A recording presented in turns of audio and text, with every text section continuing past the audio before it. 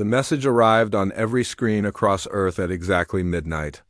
Day one was in his office at the Luna base when the transmission cut through every channel, every network, every device that could display light or sound.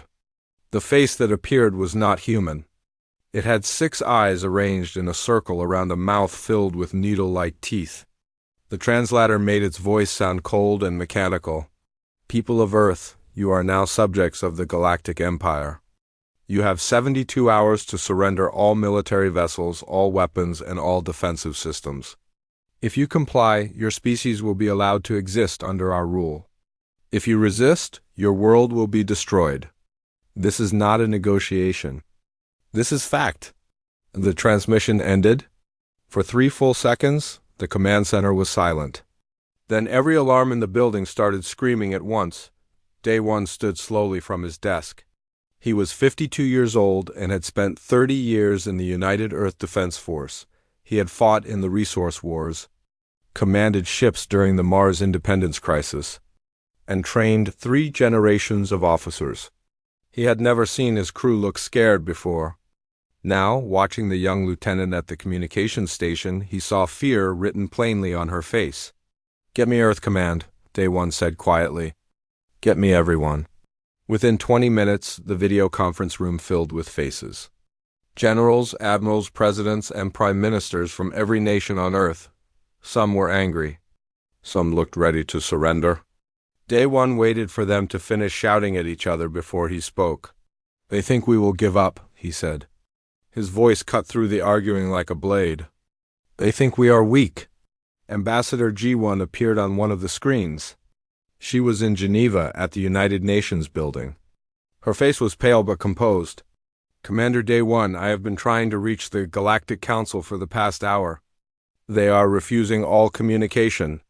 This empire has conquered 47 species in the last 200 years. Every single one surrendered rather than face extinction." "That is their mistake," Day one replied. "What mistake?" President Williams of the North American Union leaned forward. "Commander, we have 300 ships. Their preliminary scans show they have thousands. We have weapons that can crack a moon. They have weapons that can crack a planet. What exactly is their mistake?" Day one looked at each face in turn. "They assume we will act like every other species they have conquered. They assume we will choose survival over freedom. They are wrong." General Kyung-soo, Earth's highest-ranking officer, cleared his throat. He was 70 years old and had been Day one's mentor decades ago. "Day one, I understand pride, but we are talking about 8 billion lives. If we fight and lose, humanity ends forever. If we surrender," Day one said, "humanity ends anyway. Just slower. They will control what we build, what we learn, where we go. Our children will be slaves. Our grandchildren will not remember freedom. That is worse than death." The room erupted in arguments again. Some agreed. More did not. Day one let them shout for exactly 60 seconds before he spoke again. "I am not asking for permission," he said. "I am telling you what I will do. I will take every ship that will follow me, and I will strike their fleet before they strike ours. If anyone wants to surrender, do it now. Get out of my way." The room went silent. Chancellor Mueller of the European Alliance spoke carefully. "Commander, that is mutiny." "Court-martial me after we win," Day one replied. "Or surrender and let them do it for you." It was General Kyung-soo who broke the deadlock. The old man smiled, just slightly. "How long do you need to prepare?" 12 hours, Day one said. "Then you have 12 hours, Kyung-soo replied. "God help us all." Day one cut the connection and immediately opened the fleet-wide channel. "All ships, all stations, this is Fleet Commander Day one. Prepare for immediate combat operations. We launch in 12 hours. This is not a drill. This is war." He found Captain Hana in the docking bay, inspecting her ship. The UED Retribution was the newest vessel in Earth's fleet, bristling with weapons that had never been tested in real combat. Hana was 38, had been born on Mars, and had the reputation of being the best tactical officer in the fleet. She saluted when she saw Day One approach. "Captain," Day One said, "I need your ship ready in 12 hours. "She is ready now, sir," Hannah replied. "But I need to know something. Are we really doing this? Are we really attacking an empire that spans half the galaxy?" "Yes, then I need you to authorize something." Hannah pulled up a holographic display from her wrist computer. Schematics of the Retribution appeared, rotating slowly. Red sections highlighted the main weapon systems. "My chief engineer Sujin has been working on modifications. Experimental railguns that fire solid tungsten rods at a significant fraction of light speed. No one in the galaxy uses kinetic weapons anymore. They all use energy shields and plasma. A solid rod of metal moving fast enough will punch through any shield they have." Day One studied the plans. "Why was I not informed of this?" "Because it was not approved. Sujin did it on her own time, with her own resources. If it fails, the gun could tear the ship apart. And if it works, we can kill ships 3 times our size." Day One looked at Hannah. "Install them. All of them. If we are going to do this, we do it properly." Word spread through the fleet faster than light. Crews scrambled to prepare ships that had been in dock for maintenance.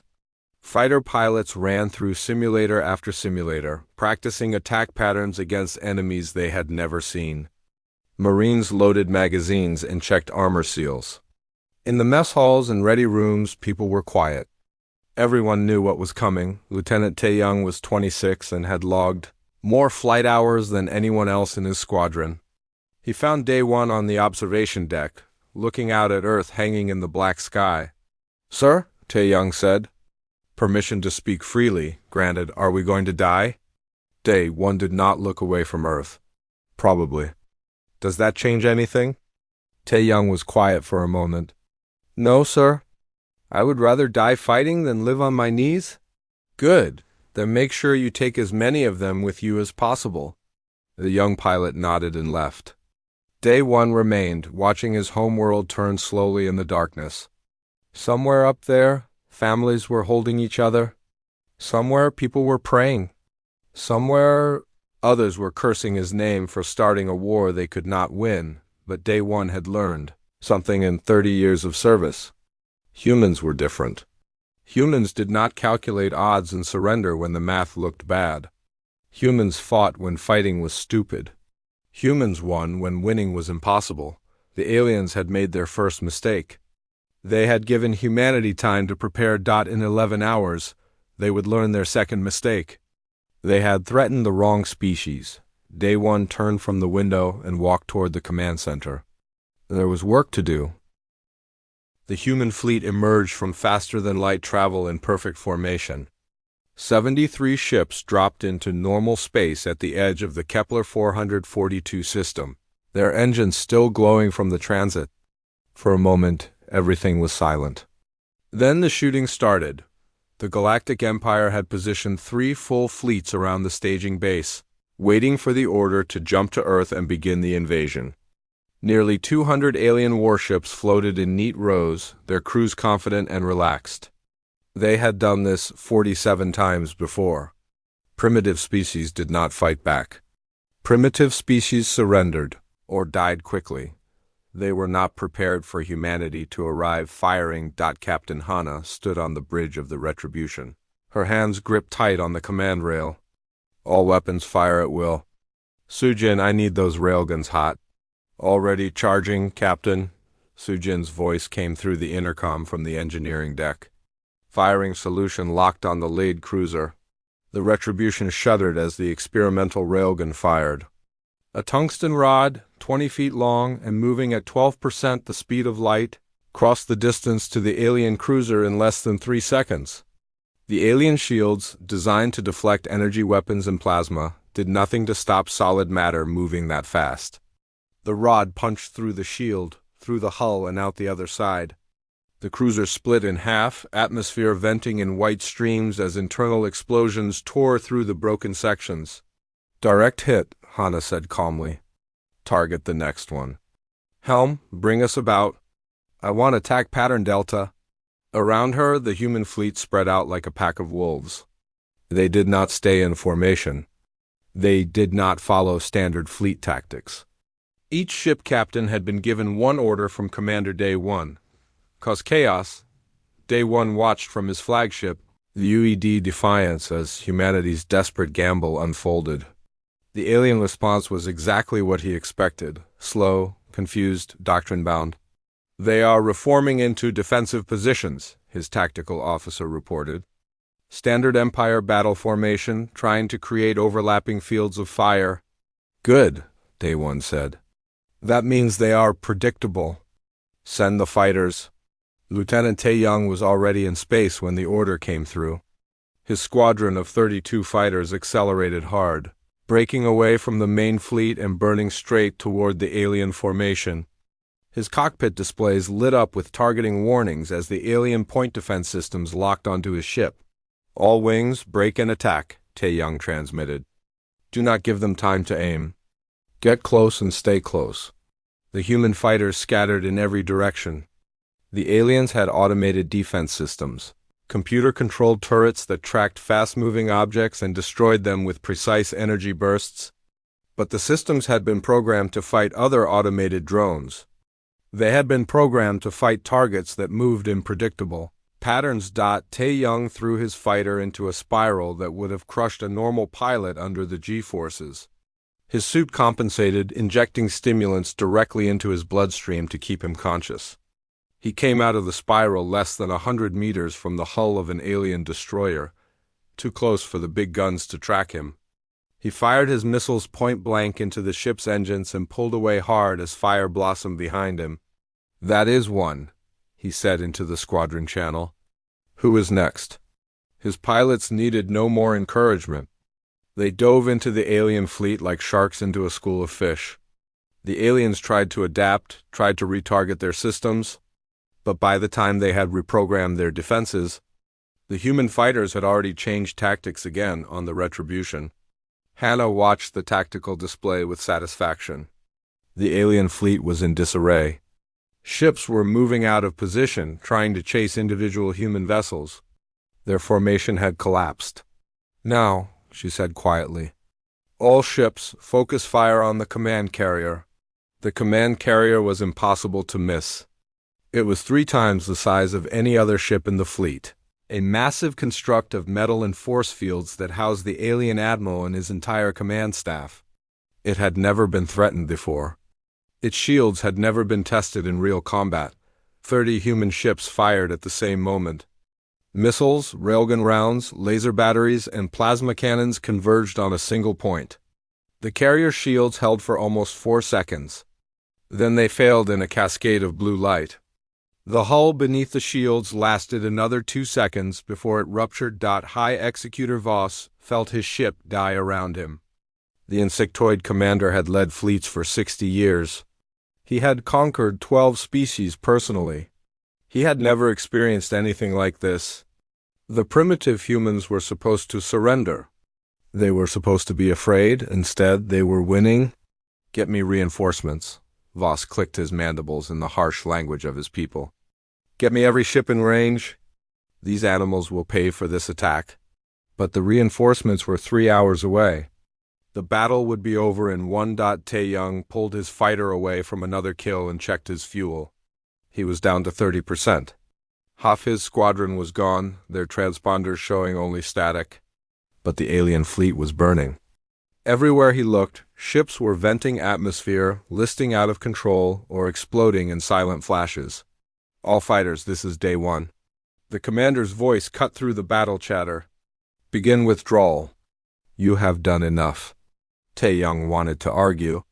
There were still targets. There was still fighting to do. But he had been trained to follow orders. "Acknowledged, Commander. All wings, form up and return to carriers." The human fleet began to pull back. Not in a panicked retreat, but in good order, firing as they went.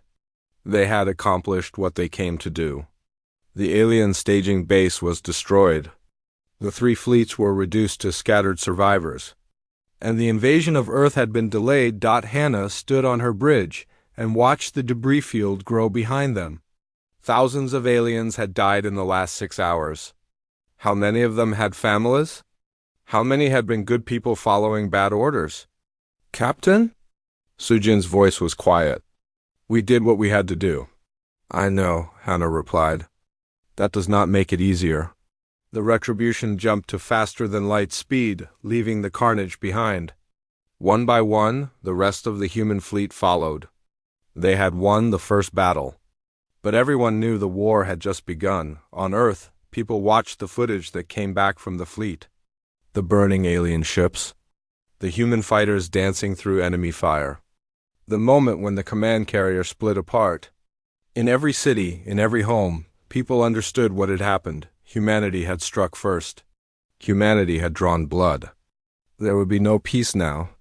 There would be no negotiation. The Galactic Empire would come with everything they had. And the human race would face extinction, but they would face it with their heads. Held High Ambassador G1 sat in her office at the United Nations and composed a message to the Galactic Council. She did not expect them to read it. She did not expect them to care. But it had to be sent anyway. To the Galactic Empire, she wrote.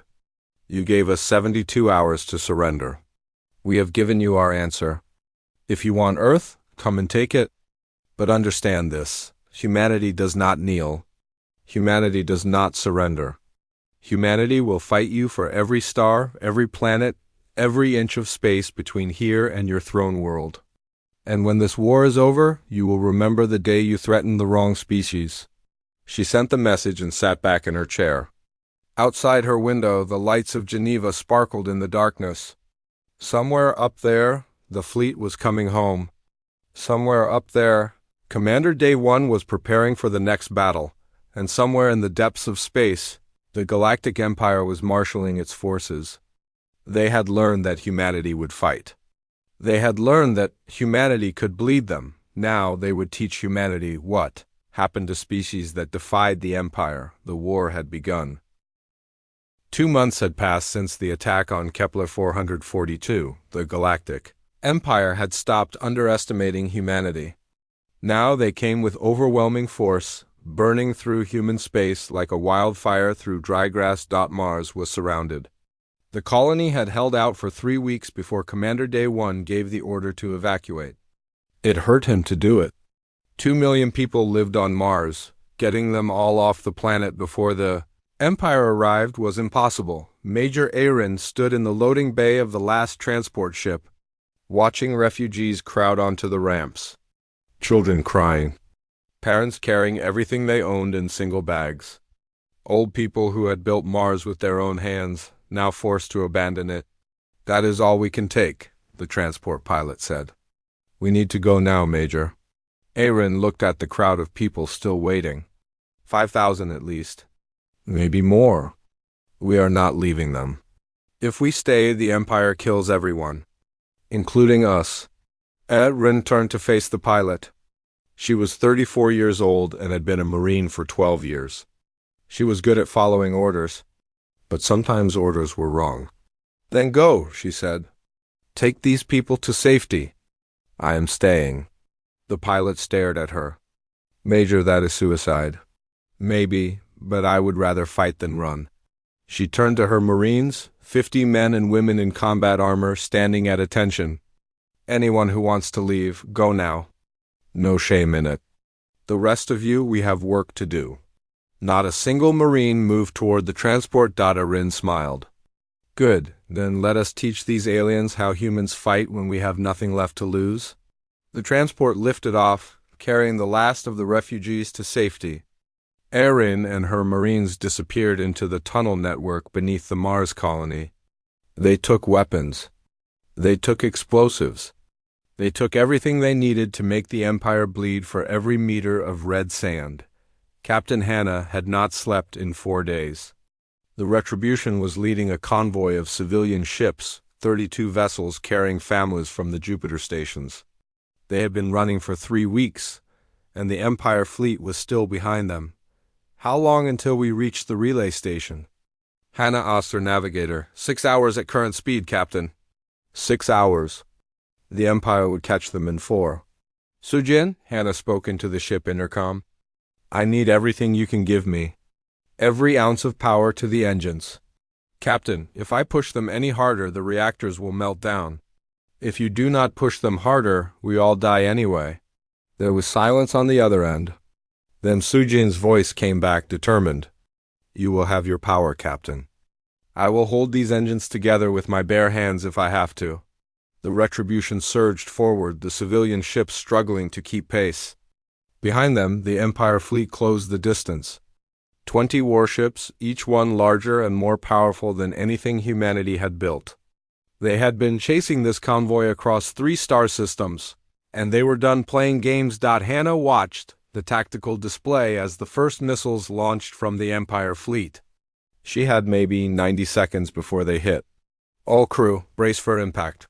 Point defense, shoot down everything you can. The Retribution's automated guns came to life, tracking and destroying the incoming missiles. But there were too many. 3 got through, slamming into the rear shields. The ship shook like it had hit a wall. Shields at 40%, the tactical officer reported. Another hit like that and we are done. Hannah made a decision. All civilian ships continue to the relay station. Retribution will hold them here. Captain, we cannot fight 20 ships alone, her first officer said quietly. No, we cannot. Hannah looked at her crew. Good people. Brave people. People she was about to ask to die. But we can buy time. That is what matters. She opened the fleet-wide channel. All civilian vessels, this is Captain Hannah. Run, do not stop. Do not look back. Get your families to safety. We will see you on the other side. The Retribution turned to face the Empire fleet alone, back on Earth. Dr. Chan Wu worked in his laboratory, searching for any advantage humanity could use. He was 56 years old and had spent his entire career studying alien biology. The Empire had dozens of species under its control. He needed to find their weaknesses. He stared at the samples taken from captured alien soldiers. Their blood, their tissue, their genetic code.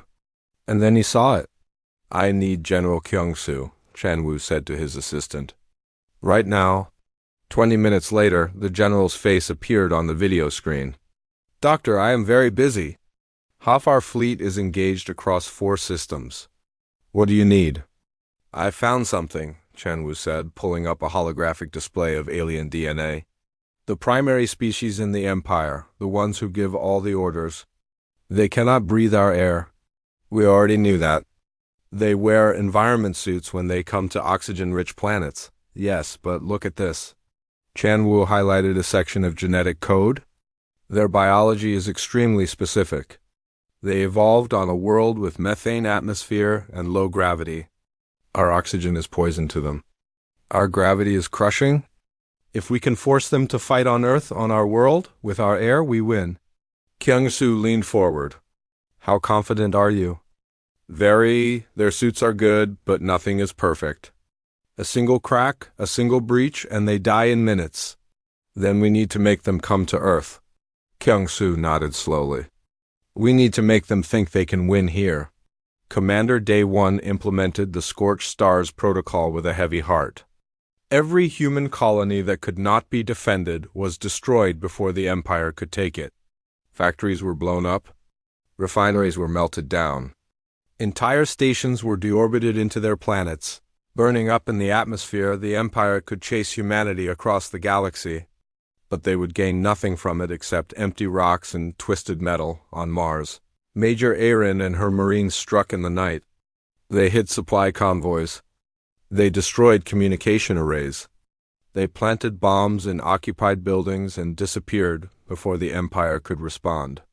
The aliens sent hunting parties into the tunnels. Those parties did not come back. After 1 month of guerrilla war, the Empire commander on Mars requested reinforcements. After 2 months, he requested permission to abandon the planet. It was not worth the cost. High Executor Voss watched the reports come in from across human space. His fleets were winning. They were pushing the humans back, system by system. But the cost was enormous. His empire had lost more ships in 2 months of fighting humanity than in 50 years of conquest elsewhere, and still the humans did not surrender. How? Voss clicked his mandibles in frustration. They must know they cannot win. They must know we will eventually overwhelm them. Why do they keep fighting?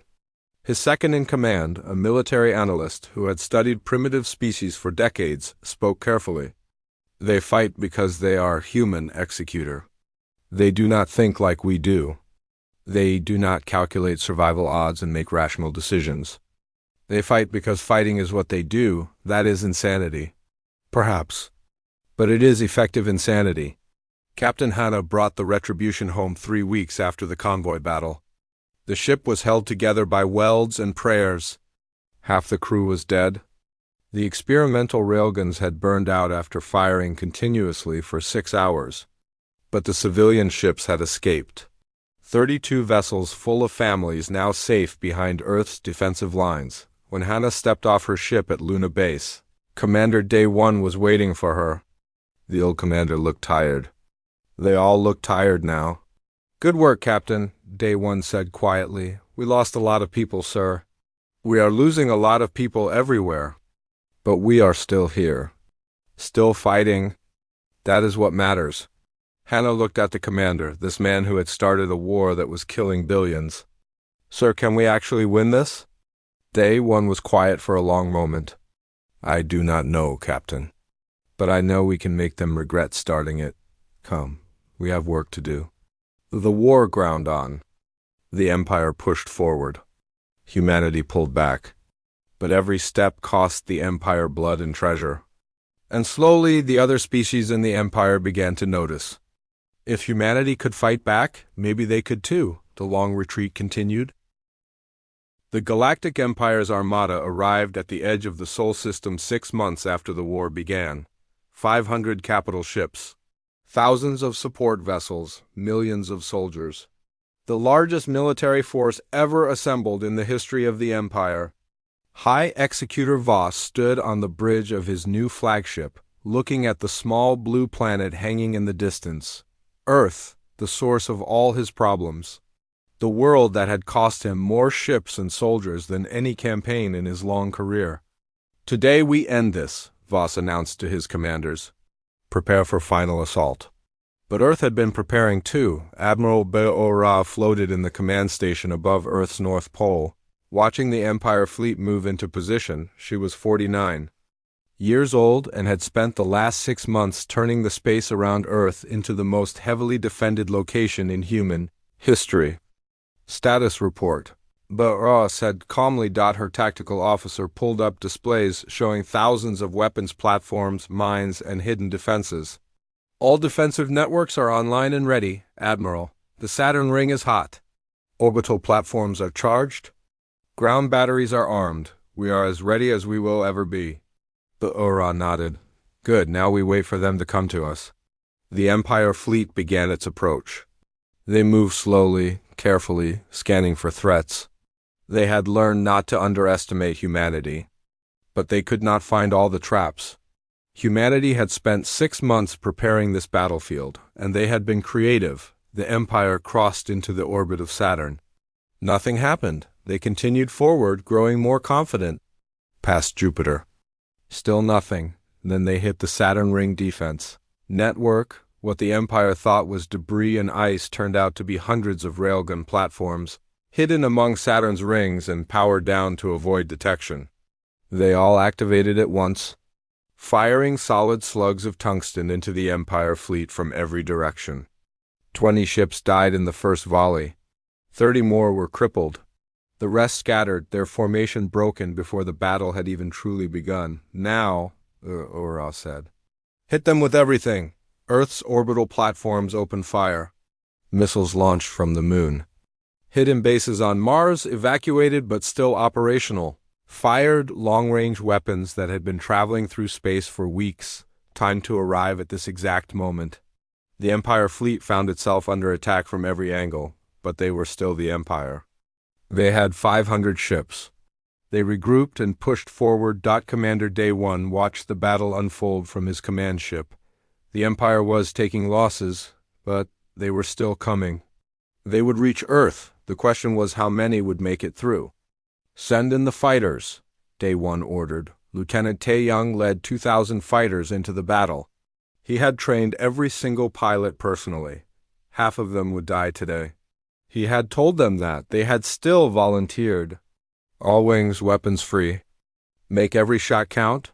The human fighters swarmed the Empire fleet like angry hornets. They were faster, more maneuverable, and far more willing to take risks. Tae-young dove his fighter between two Empire cruisers, firing missiles at both before pulling away hard. Explosions blossomed behind him. On the surface of Earth, people watched the battle through telescopes and video feeds. They saw the lights in the sky, each one representing a ship dying, lives ending. The battle had been going for 6 hours and both sides were bleeding. Specialist Hyun-woo sat in a bunker deep beneath Seoul, surrounded by computers and displays. He was 32 years old and had been a hacker since he was 12. Now he and his team had one job: break into the Empire's fleet network and cause chaos. "I am in," Hyun-woo announced after 3 hours of work.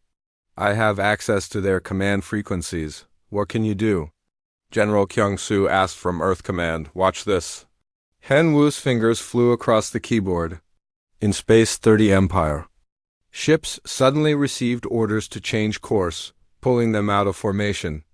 Another 20 had their targeting systems crash, leaving them blind. Communications across the entire fleet descended into confusion as false orders and contradictory commands flooded every channel. "That will not last long," Hyun-woo said. "They will cut me off in maybe 30 minutes. But for right now, they are blind and confused." 30 minutes is enough," Kyung-soo replied. "All ships, press the attack." Captain Hana brought the newly repaired Retribution into the fight. Her ship still had scars from the convoy battle, welded patches visible on the hull, but Soo-jin had worked miracles. The engines were strong, the railguns were operational, and Hana was very, very angry. "Target their flagship," Hana ordered. "I want that ship dead." High Executor Voss felt his flagship shudder as human weapons pounded the shields. He had never been in a real battle before. All his previous conquests had been against species that surrendered quickly. This was different. This was terrifying. "Shields at 50%, his tactical officer reported. "Multiple human ships converging on our position. Pull back," Voss ordered. "Reform the fleet. We need to regroup." But there was nowhere to pull back to. The humans had them surrounded. Every direction led to more weapons, more ships, more death. The battle raged for 3 days. 3 full days of continuous combat. Ships burned, people died. The space around Earth became a graveyard of metal and frozen bodies. But slowly the Empire's advantage in numbers began to tell. They were pushing through. They were getting closer to Earth. On the second day, Major Aaron's forces on Mars launched their attack. The Empire had left a garrison on the planet thinking the resistance was defeated. They were wrong. Aaron and 5,000 volunteers hit every Empire position simultaneously. Bases exploded, supply depots burned. The Empire garrison, already nervous and demoralized, broke and ran. "Mars is clear," Aaron transmitted to Earth Command. "We are coming home." Captain Hana made her decision on the 3rd day. The Retribution was down to emergency power. Half the crew was dead, the shields were gone, but the Empire flagship was right there, close enough to touch. "All remaining crew, abandon ship," Hana ordered. "Get to the escape pods." "Captain, what are you doing?" Soo-jin asked from engineering. "What I have to do, get off this ship, Soo-jin." "That is an order." Hana waited until the last escape pod had launched. Then she pointed the Retribution at the Empire flagship and pushed the engines to maximum. The ship accelerated, damaged and dying, straight toward Voss's command vessel. Voss saw the human ship coming. He knew what was about to happen. He tried to order evasive maneuvers, but his ship was too slow. Too damaged. The Retribution hit the Empire flagship at a significant fraction of light speed. Both ships ceased to exist. The explosion was visible from Earth. A brief new star that flared and died in seconds. Lieutenant Tae-young saw the explosion and knew immediately what had happened. He felt rage like he had never known. Captain Hana had been his mentor. She had trained him. She had saved his life a dozen times. "All fighters, Young said, his voice cold. Attack pattern Omega, no survivors. His squadron fell on the Empire ships like wolves. They had stopped caring about survival. They only cared about revenge. On Earth, the news of Captain Hannah's sacrifice spread across the world. People who had been hiding came out to watch the battle. In cities and villages, on mountains and beaches, 8 billion humans looked up at the sky and prayed for their defenders. Admiral Biora coordinated the defense from her station, directing ships and platforms with cold efficiency. She had lost count of how many people had died under her command. She would count them later. Right now, she had work to do. Empire fleet is down to 200 ships, her tactical officer reported. But they are still pushing forward.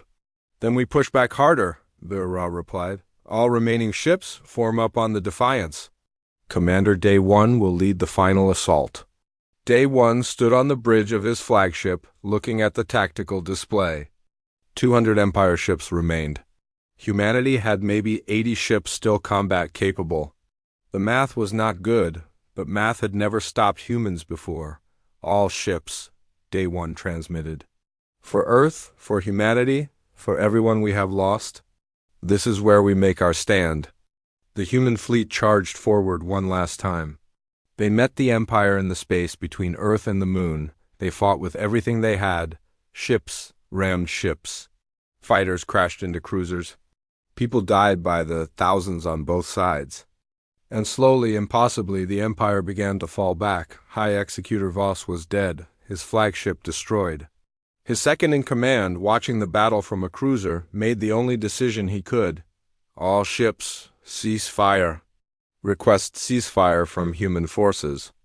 We are done. The battle stopped. Damaged ships drifted in silence. Debris floated everywhere. And in the command station above Earth, Admiral Biora allowed herself one long breath. We won, she said quietly, but the cost had been terrible. The Galactic Council met in emergency session for the first time in 50 years. The Grand Chamber, built to accommodate dozens of different alien species, was filled with worried voices speaking in hundreds of languages. The translation system struggled to keep up. Ambassador G1 stood at the human podium, looking at the assembled representatives of the Empire. 3 months had passed since the Battle of Seoul. 3 months since the Empire had asked for a ceasefire. 3 months of negotiation and argument and threats. The Empire demands reparations, the Vex representative hissed through his translator. He was a tall, insectoid creature with mandibles that clicked when he spoke. Your species destroyed 300 of our ships, killed millions of our soldiers. You must pay. One smiled. It was not a friendly smile. You started this war. You threatened to destroy our world. You killed 2 billion of our people.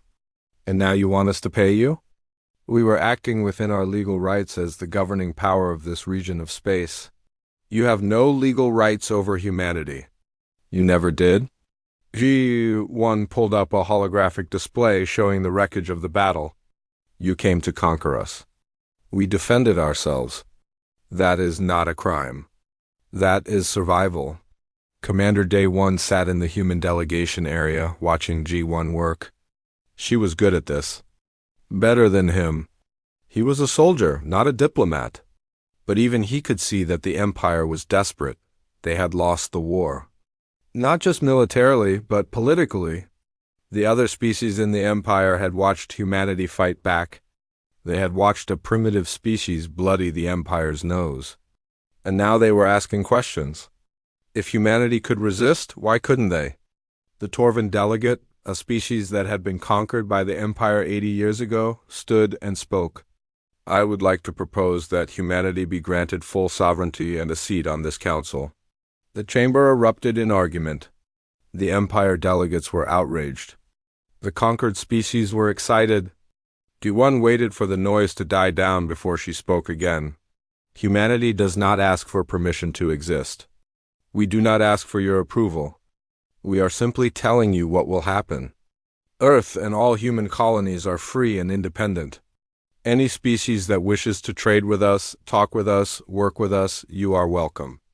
Any species that threatens us will face the consequences. You cannot dictate terms to the Empire. the vexed delegate said. We still have thousands of ships, millions of soldiers. We could crush you if we wished. Day 1 stood up. He walked slowly to the podium next to G1. The chamber went quiet. Everyone knew who he was. The human who had started the war. The commander who had killed High Executor Voss. You could try, Day 1 said quietly. You could send your fleets to Earth again. You could fight another battle like the one at Sol. But how many of your ships would survive? How many of your people would die? And what would you gain? A planet that would fight you for every street, every building, every meter of ground? He looked around the chamber, meeting the eyes of each delegate. We are not like the species you conquered before. We do not surrender. We do not stop.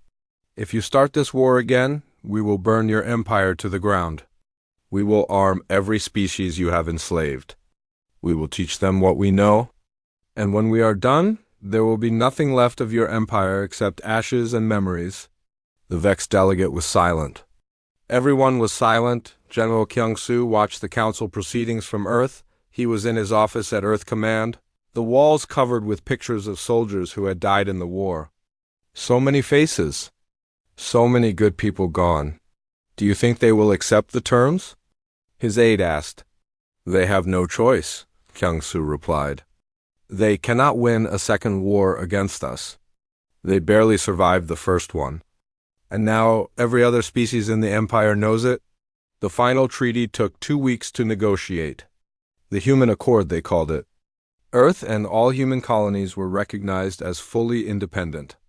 The empire would pay reparations for the colonies they destroyed and the lives they took.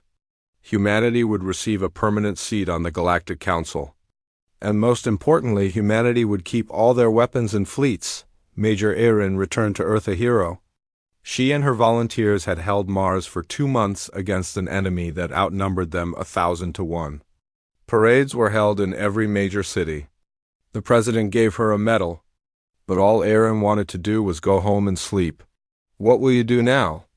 A reporter asked her at the ceremony. I will train others, Erin replied. Teach them what we learned. Make sure that if the Empire ever comes back, we are ready. Lieutenant Tae-young became an instructor at the new fighter academy on Luna. He was 37 years old and had survived 300 combat missions. Most of his original squadron was dead. He carried their names in a small book that he kept in his flight suit pocket. Flying is not about being brave, he told his students on their first day. It is about being smart and being lucky, but mostly it is about remembering what you are fighting for. You are not fighting for glory. You are not fighting for medals. You are fighting so the people you love can live free. Dr. Chan-woo received funding to open the first institute for alien biology. His research during the war had saved countless lives.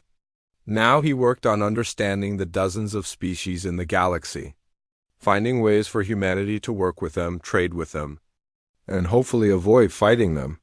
We need to understand them, Chan-woo said in an interview. Not just their biology, but their culture, their values, their fears. The more we understand, the less we have to fight. Engineer Soo-jin was promoted to Chief of Ship Design for the entire Earth fleet. Her experimental railguns had changed the war. Now she was working on new designs, new weapons, new ships that would keep humanity safe. We won this time, Soo-jin said to her team. But we were lucky. Next time we need to be better, smarter, stronger. We need to build ships that no one in the galaxy can match. Commander Day 1 retired from active service 6 months after the war ended.